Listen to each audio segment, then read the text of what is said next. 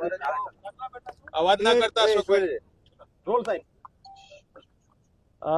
ભરૂચ જિલ્લામાં ખૂબ મોટા ઉદ્યોગો આવ્યા છે. એશિયામાં સૌથી મોટી જીઆઈડીસી અંકલેશ્વરમાં પણ છે. આ ડેટોક્સ કંપનીમાં જે થોડા દિવસ પહેલા જે ઘટના ઘટી, જે બ્લાસ્ટ છે, એમાં 4 લોકોના જે મૃત્યુ થયા છે, એના માટે અમે પણ ખૂબ જ દુઃખની લાગણી અનુભવી છે. અમારે પણ ઈચ્છા છે કે તાત્કાલિક પહોંચવું, પણ દિલ્હીમાં અમારો કાર્યક્રમ હતો, અમારા ધારાસભ્યશ્રીઓ પણ બધા ત્યાં હતા. પણ અમે જિલ્લા વહીવટી તંત્ર, કલેક્ટરથી માંડીને બધા જ લોકોનો સંપર્ક કરીને તાત્કાલિક જે પણ મદદરૂપ થવું હોય, જે સહાય કરવી હોય, અથવા તો જે તટસ્થ ઇન્કવાયરી થવી જોઈએ, કોઈ પણ જાતનો બાંધછોડ ન થાય તપાસમાં, એના માટે અમે કલેક્ટર અને બીજા બધા જ અધિકારી, પોલીસ વિભાગને પણ અમે જાણ કરી હતી. દુઃખની ખૂબ જ લાગણી અમને પણ છે. એક પરિવાર, જે 4 પરિવાર છે, એમના પર જે દુઃખ આવી પડ્યું છે, એ ખરેખર અસહનીય છે. છતાં પણ સરકાર અને અમે જે લોકો આ વિસ્તારના આગેવાનો, ધારાસભ્યશ્રીઓ, બીજા ચૂંટાયેલા પ્રતિનિધિ, આ વિસ્તારના આગેવાનો સતત આ બધા જ જે ભોગ બનેલા પરિવારના સંપર્કમાં છે.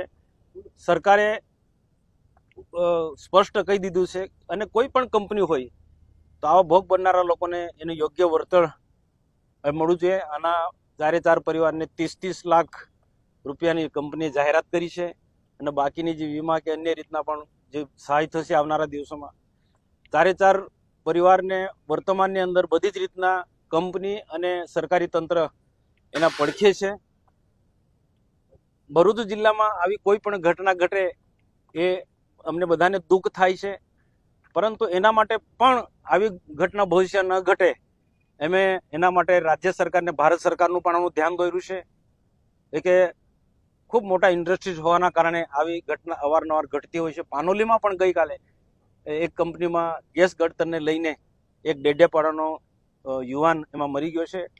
જ્યારે આવી ઘટના ઘટતી હોય તો સ્વાભાવિક છે કે ભવિષ્યમાં આવી કોઈ પણ પ્રકારની ઘટના ન ઘટે એના માટે જે આની સાથે જોડાયેલા જીપીસીપીના જે પણ કોઈક અધિકારી હોય કે અથવા પોલીસ તંત્ર હોય, એમાં કોઈ પણ પ્રકારનું બાંધછોડ ન કરે, જે તટસ્થ તપાસ કરી અને સત્યતા બહાર લાવે, અને આવી ભવિષ્યમાં ફરી ઘટના ન ઘટે એના માટે અમે એને સાવધાન કરીએ છીએ. અને કેટલાક લોકો અહીંયા રાજકીય મુદ્દો બનાવવાના પ્રયાસ કરે છે, તો મહેરબાની કરીને આવી ઘટના ઘટતી હોય છે એમાં રાજકીય મુદ્દો કોઈ ના બનાવે.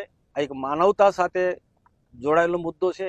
આમાં મદદરૂપ થવાનું હોય, અને ભવિષ્યમાં આવી ઘટના ન ઘટે એના માટે જે યોગ્ય સૂચનો હોય તે ત્યાં જવાબદાર લોકોનું ધ્યાન દોરવું જોઈએ. આ ઇન્ડસ્ટ્રીઝ આ વિસ્તારની અંદર ચાલવી એ પણ તેટલું જરૂરી છે. હજારો લોકોને રોજગારી મળી રહી છે, છતાં પણ કોઈ પણ ઇન્ડસ્ટ્રી તરફથી ક્યાંક ને ક્યાંક બેદરકારી રહેતી હોય તો એ બેદરકારી દૂર કરવાની વહીવટી તંત્રની જવાબદારી છે, સરકારની અમારી જવાબદારી છે. અને અમે બિલકુલ વિશ્વાસ સાથે કહીએ છીએ કે આવું કોઈ પણ પ્રકારની ક્ષતિ હશે કે કોઈ નાની મોટી બેદરકારી દાખવનારા ઇન્ડસ્ટ્રીની સામે કે કોઈ પણ એકમની સામે આવનારા દિવસોમાં તટસ્થ તપાસ થશે ને એની સામે કાયદેસરની કાર્યવાહી થશે.